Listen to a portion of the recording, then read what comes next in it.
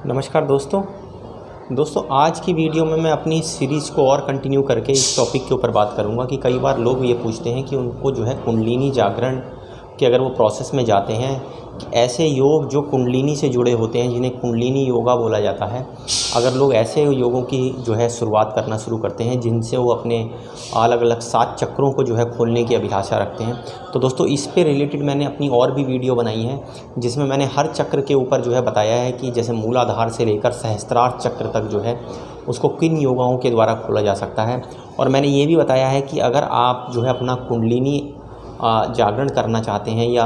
आप जो है इस तरह की शक्तियों को अपने अंदर जो है जागृत करना चाहते हैं, तो उसके लिए आपको सबसे पहले ज़रूरी है कि आप अपनी जो है किसी भी एक अच्छे ज्योतिष से, या आजकल इतने सारे सॉफ्टवेयर आ गए हैं मोबाइल पे, उसमें जाकर अपना जो है कुंडलिनी का एनालिसिस करना चाहिए। कुंडली जब आप एनालिसिस अपना करते हैं तो आपको अपना ये पता चलता है कि आपका लग्न क्या है, आपका लग्न का लॉर्ड क्या है, आपका एसेंडेंट जिसे बोला जाता है अंग्रेजी में, एसेंडेंट लॉर्ड कौन सा है। तो उसी के अकॉर्डिंग जो है आपको ये पता चल जाएगा कि आपकी जो है वो प्रधान तत्व आपका कौन सा है और उसी तत्व के जो है लॉर्ड कौन से हैं। उनको आप जो है ओबे करके, उनका प्रेयर करके, उनकी साधना करके धीरे धीरे जो है अपनी प्रैक्टिस को जो है बढ़ा सकते हैं। और आपको जो है थोड़े ही दिनों में आभास होने लगेगा कि आपका जो आभा मंडल है, आपका जो बौद्धिक स्तर है, आपका जो इंटेलेक्चुअल जो लेवल है वो धीरे धीरे बढ़ रहा है। और जब आप इस तरह की चीज़ें देखेंगे तो आपको ये जानने को भी मिलेगा कि उसके साथ साथ आपके जो जीवन जीने का जो लाइफस्टाइल है वो भी चेंज होने लगता है। दोस्तों यहाँ पर मैंने इस वीडियो को बनाने का जो है मकसद ये था कि मैं आपको ये बता सकूं कि जब आप इस तरह की प्रैक्टिसों में जाते हैं तो उससे पहले आपको क्या करना चाहिए ताकि ये प्रैक्टिस ज़्यादा से ज़्यादा जो है आपको प्रभावित कर सकें और आपको लाभ दे सकें। दोस्तों सबसे पहले मैं आपको ये बताना चाहूँगा, वनस्पति में सबसे जो महत्वपूर्ण वनस्पति जिसको माना जाता है, जो कुंडलिनी से जो है संबंधित होती है, उसको बोला जाता है कि वो नीम का पेड़ है। दोस्तों आप प्राचीन समय में या आज के टाइम पे भी देखेंगे तो 2-3 पेड़ ऐसे हैं, 2-3 वनस्पतियाँ ऐसी हैं जिनका जो है हमारे हिंदू धर्म में और वैदिक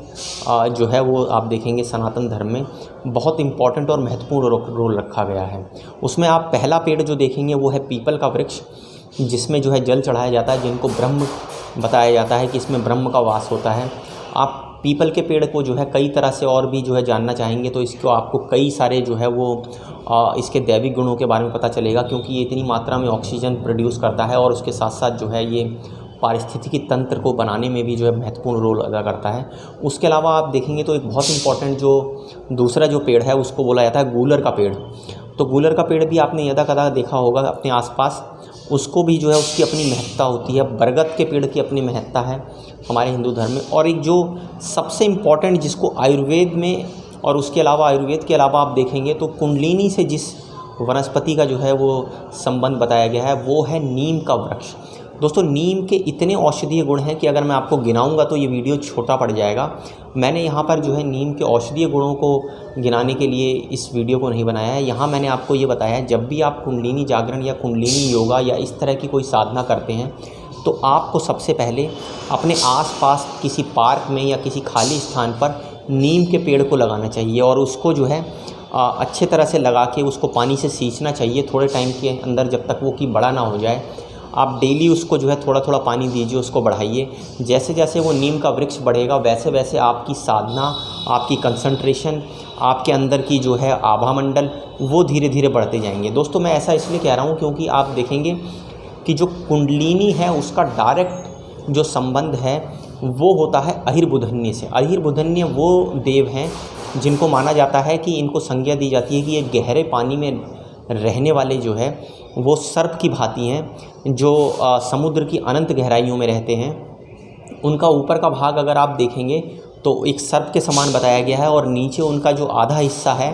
वो बताया गया है कि वो सर्प जो है का नीचे का हिस्सा लिए हुए हैं। दोस्तों कई जगह जो है इनके बारे में ऐसा भी बताया गया है कि इनकी जो नीचे की जो ध्वजा है, नीचे का जो इनका बॉडी का जो पार्ट है वो सर्प की भांति है और ऊपर जो है ये एक देवता का रूप धारण किए हुए हैं, जिन्होंने जो है वो अपने हाथों में आप देखेंगे तो कलश को धारण कर रखा है और अभय दान करने वाली मुद्रा जो है वो धारण कर रखी है ताकि वो जो है लोगों को अभय दे सकें। तो दोस्तों कई बार मैंने इस तरह की जब वीडियो बनाई है तो मुझे लोग कहते हैं कि अलग अलग नक्षत्रों में, जैसे बृहस्पति देव हैं, या और भी जो बहुत सारे देव हैं,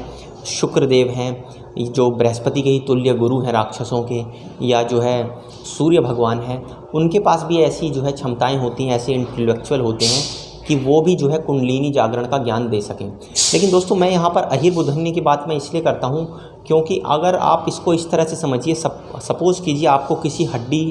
के डॉक्टर से मिलना है, आपको कोई हड्डी की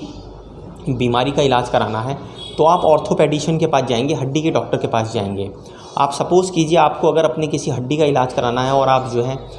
दिल्ली के बड़े हॉस्पिटल एम्स के अंदर जाते हैं, तो वहाँ पर आप जो है एम्स के निदेशक, जो सबसे बड़ी पोस्ट पर जो डायरेक्टर बैठे हुए हैं, उनके पास जाकर दिखाएंगे, तो क्या वो आपकी हड्डी का इलाज कर देंगे? नहीं, वो आपको भेजेंगे जो हड्डियों के जो विशेषज्ञ हैं उन्हीं के पास। हालांकि उनके पास ज्ञान है, सारी चीज़ें हैं, लेकिन वो उस चीज़ के स्पेशलिस्ट नहीं हैं, इसलिए वो आपको उस चीज़ के स्पेशलिस्ट के पास भेजेंगे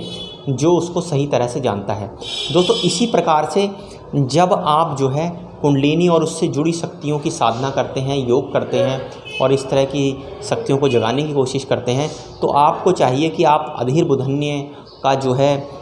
डेली जो है ध्यान करें, उनकी साधना शुरू करें और एक नीम का पेड़ लगाकर जो है उसको सींचें। जैसे जैसे नीम का पेड़ बड़ा होता जाएगा दोस्तों, वैसे वैसे आपकी साधना और गहरी और परिपक्व होती जाएगी, आपको उसके कई फ़ायदे दिखाई देंगे। दोस्तों आशा करता हूँ इसमें टॉपिक में मैंने आज आपको कुछ नई जानकारी दी होगी। अगले वीडियो में मैं आप कुछ और रोचक जानकारी लेकर आपसे मिलूँगा। धन्यवाद।